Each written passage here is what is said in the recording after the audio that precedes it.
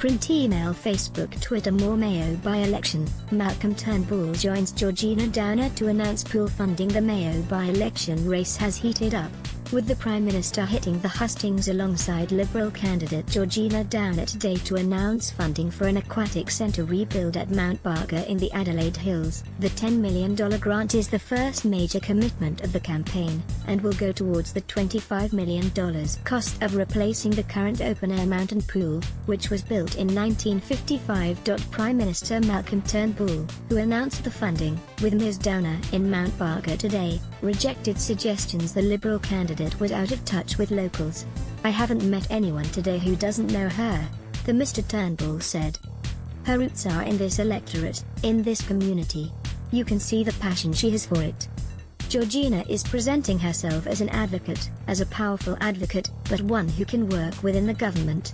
Ms Downer is the daughter of longtime Mayo MP Alexander Downer, but has recently been based in Victoria and unsuccessfully sought pre-selection for the Melbourne seat of Goldstein in 2016. The aquatic centre project will include 3 indoor swimming pools, a community recreation space and an indoor multi-purpose stadium. Land has also been set aside for an outdoor pool to be built in the future. Centre Alliance candidate Rebecca Sharkey welcomed the funding as a great win for the local community, but she added that she helped lodge the application for the project earlier this year, before she resigned from Parliament because of her citizenship. "That's why I was surprised to hear the Prime Minister wasn't aware of the project, because we certainly put it in several months ago," she said. "I'm really pleased that their government's funding this. I think that's terrific. But let's not forget why they're funding this. They're funding this because we are a marginal seat. The Prime Minister wouldn't be here today if this seat was held by a Liberal."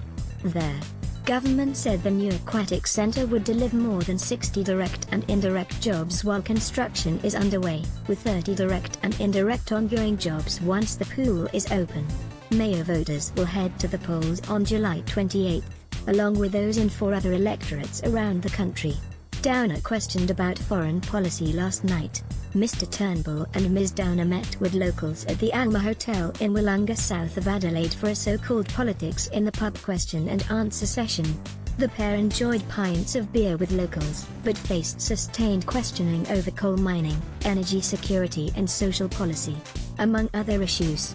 Mr Turnbull defended the government's position on the live export trade, and his resistance to a ban.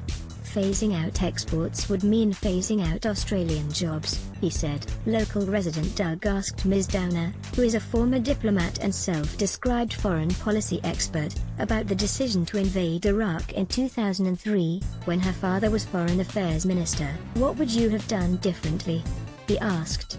But Ms Downer would not be drawn, referring to the war in Iraq as a historical issue. "Do you know what I'm really focused on at the moment?